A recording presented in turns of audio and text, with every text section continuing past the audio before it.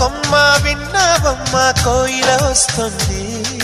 విన్నానమ్మ తీయని వేణువు రమ్మను పిలుపులని. నాటు దుత్తి దుక్కుతాన దుత్తి తాకు తాకుతాన నాటు దుత్తి